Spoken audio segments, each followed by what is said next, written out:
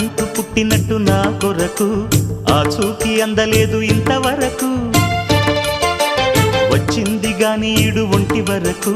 వేధించలేదు నన్ను జంట కొరకు చూశాక ఒక్కసారి ఇంత వెలుగు నా వంక రాను అంది కంటి కునుకు ఈ అల్లరి గారడి నీలీల అనుకోనా నీ పేరు ప్రేమ అవునా ఇవాళే నిన్ను పోల్చుకుందా